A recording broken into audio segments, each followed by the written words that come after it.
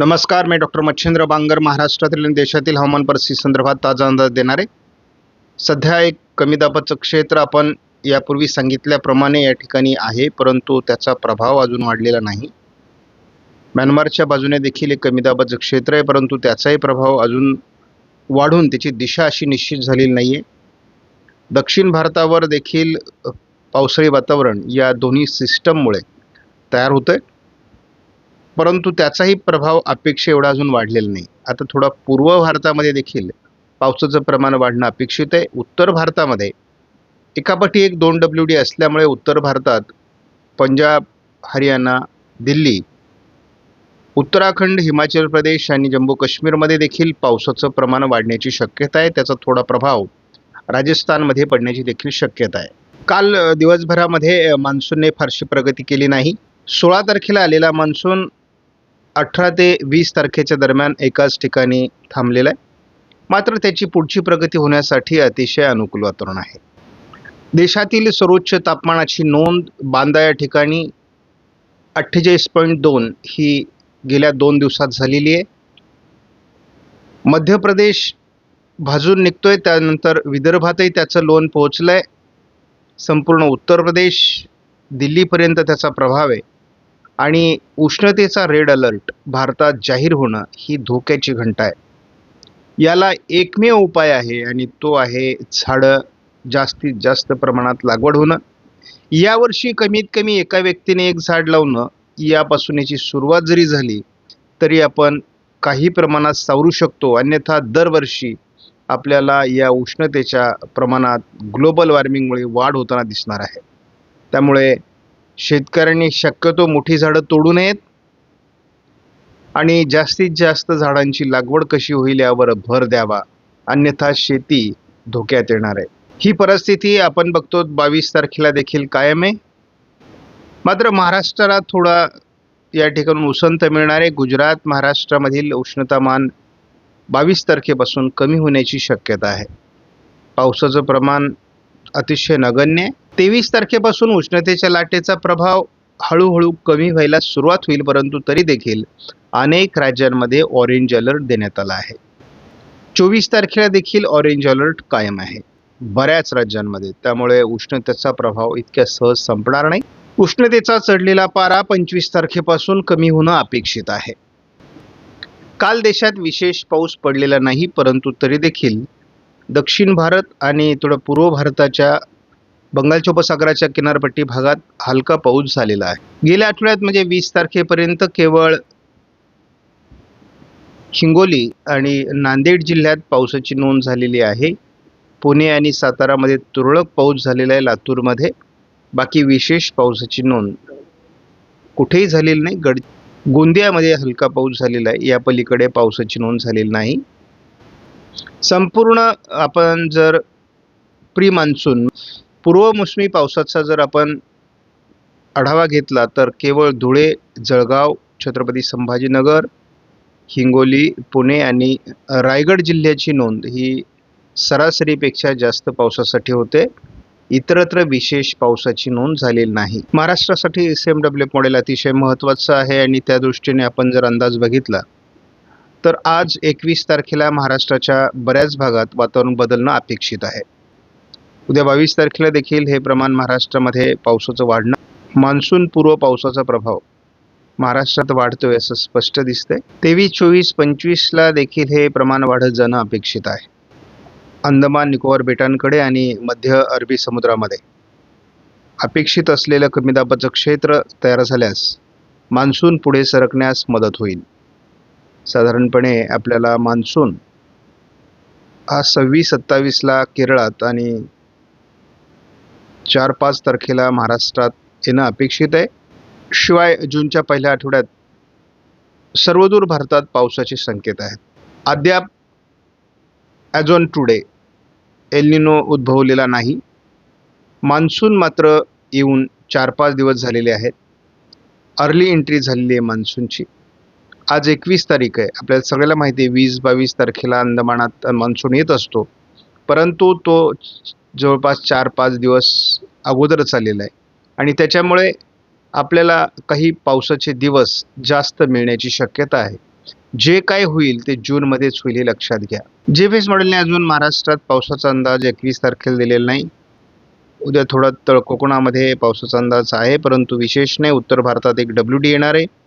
अंदमानात आणि दक्षिण अरबी समुद्रात एक सिस्टम आहे, परंतु ती विरुद्ध जाताना या ठिकाणी दाखवली आहे.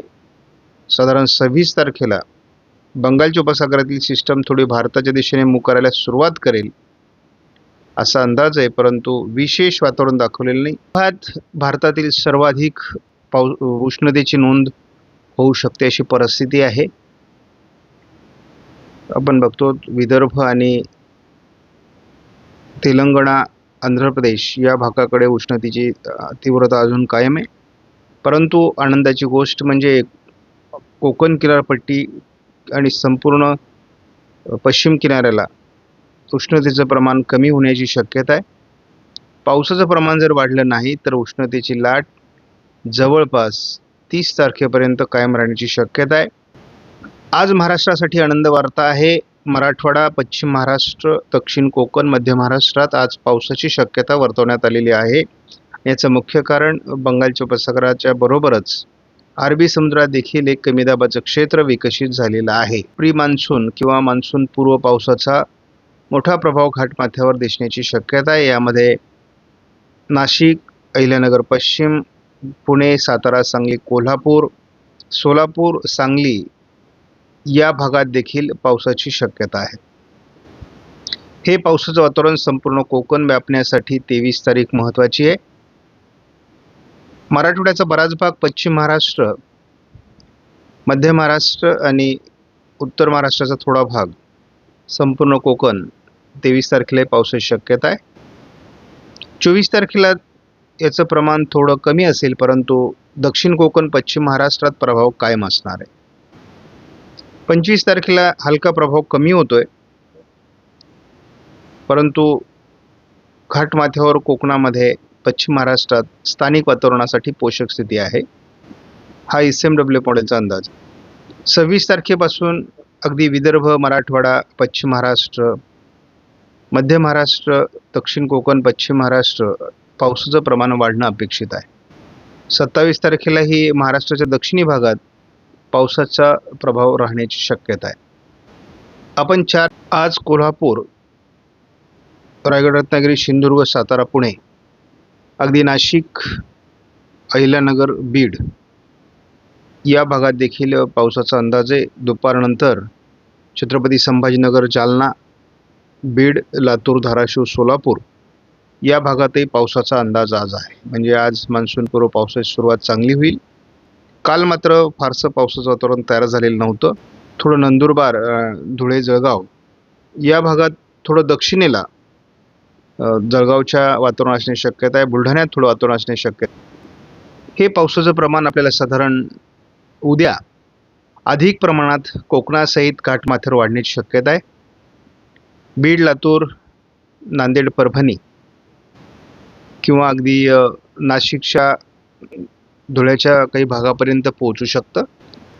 याचा प्रभाव साधारणपणे 22 तारखेला अधिक वाढण्याची शक्यता आहे. मेघगर्जनेसह, विजांच्या कडकडाटासह पावसाळ्यासारखा पाऊस काही भागात पडू शकतो. म्हणजे वाहनी पावसाची शक्यता 22 तारखेला आहे. 23 तारखेला महाराष्ट्रातील नांदेड, परभणी, लातूर, धाराशिव, सोलापूर, सांगली, कोल्हापूर, सातारा, पुणे, रायगड, रत्नागिरी, सिंधुदुर्ग, अगदी धुळे, छत्रपती संभाजीनगर, जालना, अकोले या सर्व भागामध्ये पावसाचं प्रमाण वाढणं अपेक्षित आहे. आपण 24 तारखेला पावसाचं प्रमाण कमी होईल असं म्हणतोय, परंतु कमी दाबाचं क्षेत्र हे कोकण किनारपट्टीकडे सरकणं अपेक्षित दिसतंय. आणि असं झालं तर कोकणात पहिला मुसळधार पाऊस 24 तारखेलाच होईल. 24 तारखेला घाटमाथ्यावर आणि अगदी सांगली, पुणे, कोल्हापूर भागात मोठं पावसाळी क्षेत्र आपल्याला बघायला मिळू शकतं. तुलनेत 25 तारखेला याचं प्रमाण थोडं कमी जरी असलं तरी घाटमाथ्यावर आणि दक्षिण कोकण, पश्चिम महाराष्ट्रातील जिल्ह्यांमध्ये याचा प्रभाव असतो. मात्र सुरुवातीच्या काळात जळगाव म्हणजे उत्तर महाराष्ट्रातील जिल्ह्यांमध्ये आणि विदर्भ, मराठवाड्याच्या उत्तरेकडील भागात याचं प्रमाण कमी राहील. आपण जर या मॉडेलनुसार एकत्रित पावसाचं प्रमाण कसं वाढतं हे जर बघितलं तर प्रत्येक दिवशी पावसाचं प्रमाण हे दक्षिण भारतापासून तर अगदी महाराष्ट्राच्या बहुतांश भागाकडे सरकतंय. प्रत्येक दिवशी यामध्ये वाढ होणं अपेक्षित आहे. यापूर्वी आपल्याला ज्या पद्धतीने पावसाचं प्रमाण कमी होताना दिसत होतं ते आता महाराष्ट्राच्या अगदी मराठवाडा, उत्तर महाराष्ट्राच्या काही भागापर्यंत पोहोचतंय. आयकॉन मॉडेलने देखील आपण धावता अंदाज बघणार आहोत. साधारण 21 तारखेपासून आज आणि उद्या पावसाचं प्रमाण वाढताना दाखवलेलं आहे, परंतु ते नाशिकसह कोल्हापूरपर्यंत आणि दक्षिण कोकणामध्ये रायगड, रत्नागिरी, सिंधुदुर्गमध्ये हे प्रमाण वाढताना दाखवलेलं आहे.